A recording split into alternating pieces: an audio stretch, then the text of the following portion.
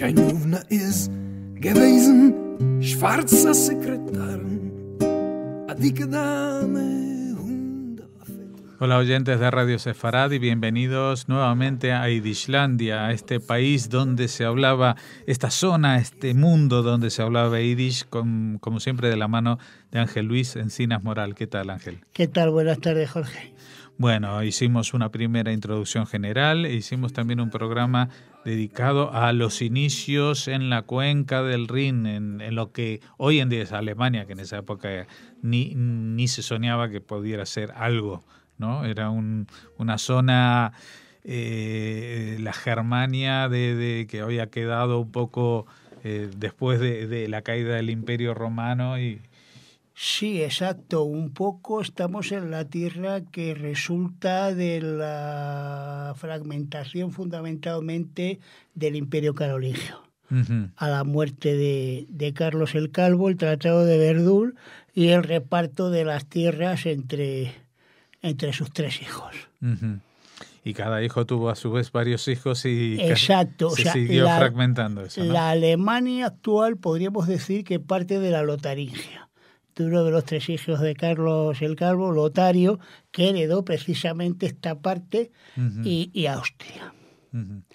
En el siglo XI, en Alemania, la situación de los judíos va a ir pasando por una situación de dificultad tremenda, sobre todo a partir de 1169 y 1167, cuando tienen precisamente en la cuenca del Rin y en la ciudad de Erfurt las primeras acusaciones por parte de los eclesiásticos de asesinato ritual, es decir, afirmaban que los judíos utilizaban la sangre de los cristianos para hacer el pan ácido que tradicionalmente se comía durante la Pascua. Uh-huh. Entonces, a partir de este momento, comenzaron una serie de procesos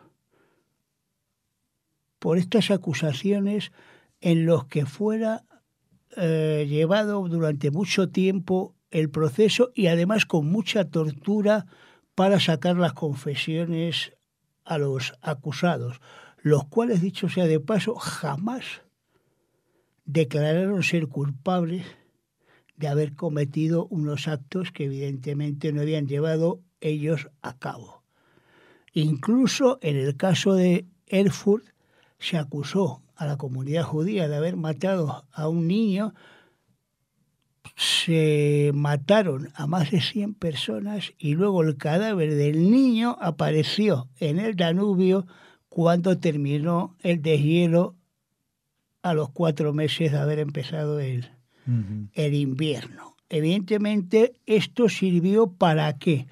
Para que los emperadores de la dinastía de los Hohenstaufen, y especialmente Federico Barbarroja, antes de fallecer en la cruzada, pues tomasen medidas para proteger a los judíos como súbditos directos del rey, evitando que dependiesen de los obispos, pues si bien había obispos que habían apoyado a la comunidad judía, había obispos también que manifestaban su total oposición a esta.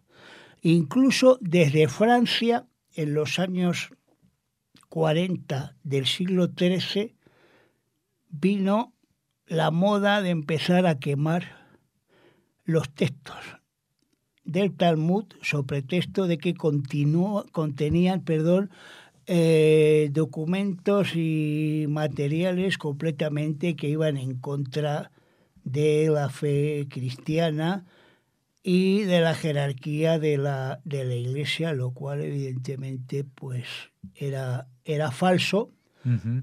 Pero eso sirvió también para quemar muchos otros documentos judíos, tanto religiosos como laicos, que se perdieron para siempre. Uh-huh.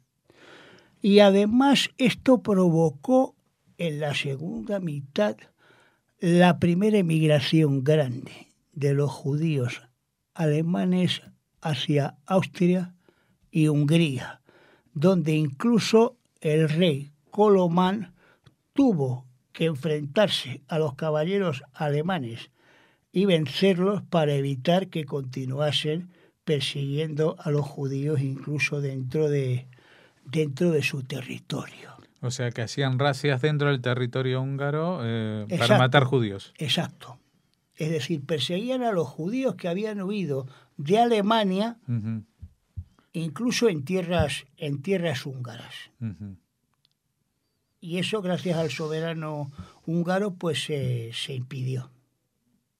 Y a partir de esto también se abrió para los judíos de origen alemán una perspectiva muy importante de iniciar una vida judía no solamente en Budapest, sino también en otras capitales de Europa oriental, fundamentalmente en una primera etapa en Praga. En Praga la comunidad judía alcanzó un gran nivel, fundamentalmente a la hora de estudiar Talmud, creando una escuela también cabalística bastante importante.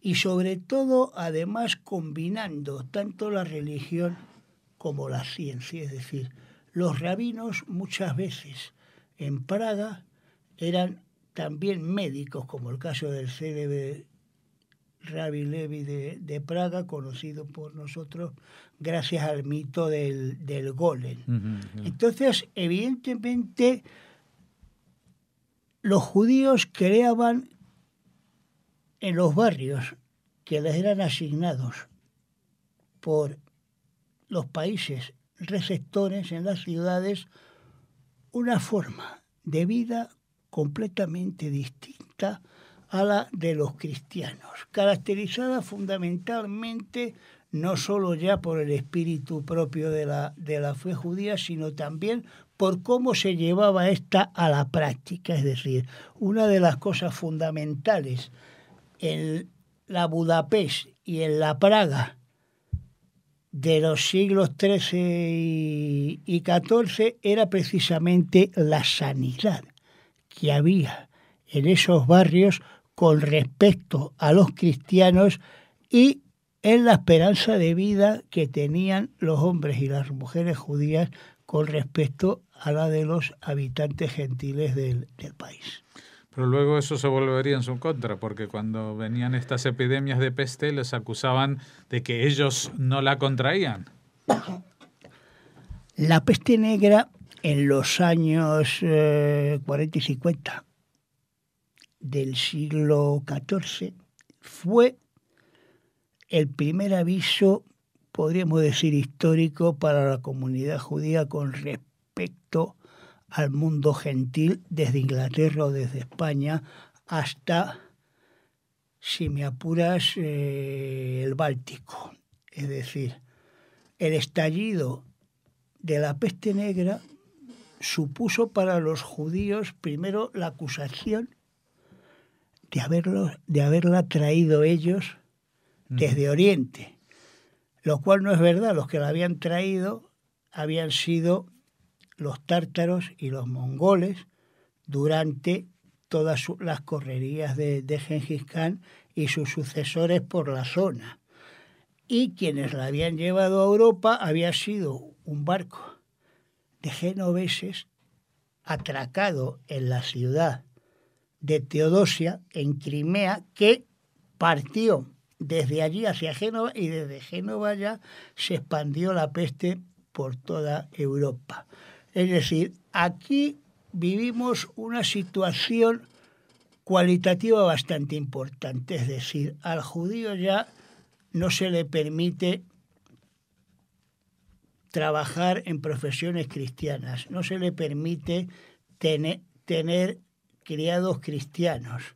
No se le permite tener los libros sagrados de una forma constante. Y ahora ya el judío es la causa de la catástrofe que va asolando a toda Europa y que exterminará casi a una cuarta parte de la población de Europa. Al judío se le va acusando también, dependiendo de los países, pues de echar veneno en los ríos, en las fuentes, etcétera. Es decir, se va creando una mitología del judío como elemento que se venga de la situación que le va creando a su alrededor el mundo gentil. Claro, porque entre otras cosas tenían menor incidencia la peste negra entre los judíos porque vivían en barrios aislados y con mejores medidas sanitarias. Claro, y también las prácticas, por ejemplo, de la ducha, el baño en el mikvé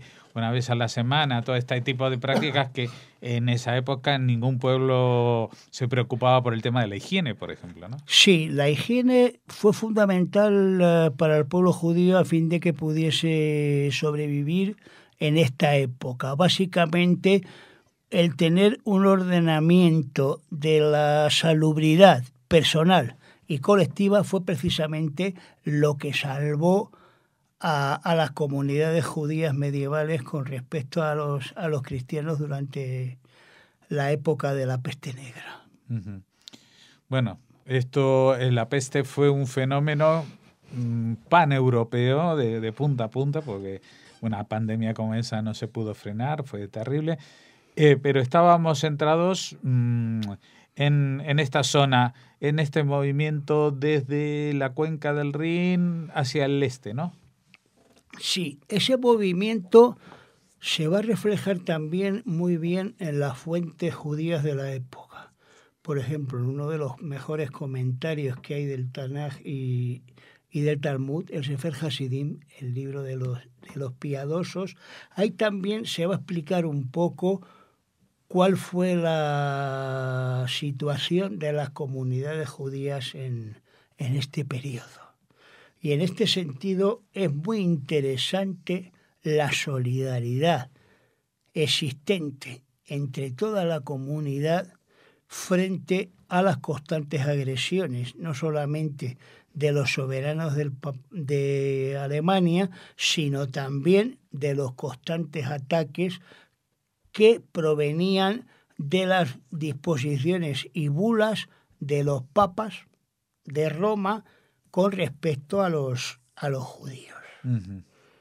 Por ejemplo, en esta época es la época en que precisamente se empiezan a crear toda una serie de medidas jurídicas y canónicas para lograr la separación física real entre judíos cristianos, no solamente ya por la ubicación de sus viviendas, sino también por los distintivos a los cuales van a ser obligados a llevar por los soberanos europeos. Por ejemplo, en Alemania la rotela o ruedecilla de color amarillo, esta sería azul en Polonia, negro en Chequia, es decir, iría cambiando según el país la distinción. Y sobre todo el sombrero llamado la torre con cuernos, que sería obligatorio a partir del año 1467, no solamente para los judíos del Sacro Imperio Romano Germánico, sino también para todos los judíos ya establecidos en Europa Oriental. Pero Ángel, aparte de este movimiento migratorio de la cuenca del Rin hacia el este, hay otros movimientos, porque estamos hablando de que, por ejemplo, en 1290 ya está la primera expulsión oficial, ¿no?, en Europa. Sí, la primera expulsión la hace en Inglaterra, no en Alemania, el soberano Eduardo, el confesor, que expulsa a todos los judíos de Inglaterra. y les prohíbe la residencia en el país, que luego sería levantada solamente en el siglo XVI, parcialmente por la reina Isabel I, y luego ya en el 17 por Oliver Cromwell. Uh-huh. Bueno, no digas recién porque España tardó más.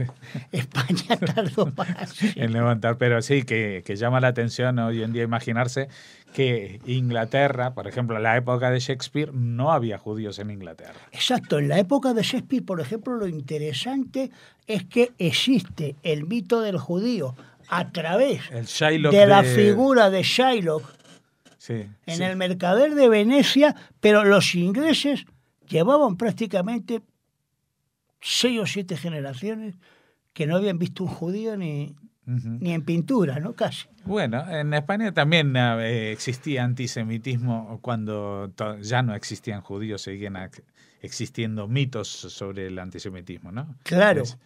Es decir, incluso en Inglaterra, en este sentido, lo interesante es que todos los mitos antisemitas empiezan a aparecer en la literatura inglesa, curiosamente, en la edad contemporánea. Es decir, por ejemplo, en la obra de Dickens, Oliver Twist, con la figura de Fagin, ¿no? El viejo usurero que explota a los chicos, ¿no? Como elemento del judío perverso, ¿no? Como elemento ahí distorsionador de toda la convivencia social bueno, volvamos un en poco. La época victoriana. Entonces, volvamos atrás en el tiempo, pero lo que queremos significar, no vamos a entrar ahora en la dinámica interna de los judíos que vivían en Inglaterra, pero sí que esos judíos se fueron de Inglaterra, se tenían que ir a alguna parte. Exacto, los judíos evidentemente desde Inglaterra en 1290, ¿qué hacen? Pues se tienen que toman ir. Sus barquitos Y van a Hamburgo, por ejemplo, ¿no? Y van, por ejemplo, más cerca, primero a Calais. Sí, a Francia. Que está más cerca. Pasan a Calais, pasan a la Bretaña y desde allí se trasladan a París, obviamente, y desde París, curiosamente, van a Alsacia y Lorena, y desde allí a Alemania, y de Alemania hasta Europa Oriental. Uh-huh. Es decir, se encuentran apellidos de origen inglés entre los habitantes de la zona. O sea que estos judíos ingleses primitivos también aprendieron a hablar yiddish en el camino. Exacto. Aprendieron a hablar francés, aprendieron a hablar alemán y aprendieron el yiddish, pero lógicamente, es decir, había que sobrevivir. Uh-huh. Ahí no había otra bueno, opción. Hay muchos apellidos ashkenazíes que reflejan esto, ¿no? Englander. Goldsmith. El herrero del oro, literalmente, ¿no? El orfebre, ¿no? Goldsmith es un apellido también que existe entre los ashkenazíes. Sí. De Rusia, Polonia y Rumanía, ¿no? Uh-huh. Y también de Francia salieron, pero más tarde, ¿no? De Francia salen más tarde. De Francia salen con la expulsión de Felipe Augusto en el año 1294, pero como se arruinó con una bancarrota de Estado, los volvió a llamar en 1298. O sea que estuvieron 4 años de vacaciones y tuvieron que volver. Exacto, estuvieron 4 años de vacaciones por en allí. Dirección a Alemania y Bélgica. Uh-huh. Y seguramente, pues después de esos 4 años trajeron muchos contactos comerciales, pues, evidentemente. También. Claro, después de esos 4 años, lo interesante para la monarquía francesa fue precisamente el que estos judíos, no solamente a nivel económico, sino a nivel político, también jugaron un papel muy importante entre las relaciones internacionales de las casas reales de Francia y del Sacro Imperio Romano Germánico. Bueno, en el capítulo de hoy, Ángel, hemos hablado de emigrantes e inmigrantes, porque justamente hemos empezado hablando de esta movimiento que se va dentro de la zona de habla alemana, que se va dando hacia el este, pero al mismo tiempo llegan aportes del norte y del oeste, ¿no? De Francia y de Inglaterra. Es decir, la emigración sirve también como escuela, no solamente y forma de supervivencia, sino también como un elemento fundamental de transmitir conocimientos allí de los países de donde los judíos son expulsados. Y eso es muy importante. Uh-huh. Y eso también va a aportar a este mundo que hablaba Yiddish, y que el Yiddish no solamente era la cultura alemana, sino que también se nutría de otras tantas culturas europeas que llegaban allí, ¿no? Exacto. La cultura Yiddish, como veremos, se va a ir nutriendo hasta el siglo XVI de elementos foráneos, incluidos los sefardíes. Claro que sí. Pero eso, como decían en una obra de teatro, eso ya será otra historia. La próxima historia. Ese será otro capítulo, así que les invitamos a seguir con nosotros dentro de 2 semanas hablando de estas tierras que no eran imaginarias, pero que sí, que no tuvieron una bandera y un territorio delimitado que nosotros llamamos Yiddishlandia. Muchas gracias, Ángel, por haber estado con nosotros. Muchas gracias, Jorge. Ha sido un placer, como siempre. Nicht kein Pschüsje, auf kein Tontenskarten. Auf Runkoski kann man doch nicht warten. Bis wird etwas geben, ist nicht möglich, das zu leben. Die Videokarte hat es gemacht. Kupitje, kaufje, Papierosen. Trockenen von Regen nicht vergossen. Kaufje billig, Benemones. Kaufen hat auf mir Rachmones. Ratte wird vom Hunger mich erzählt.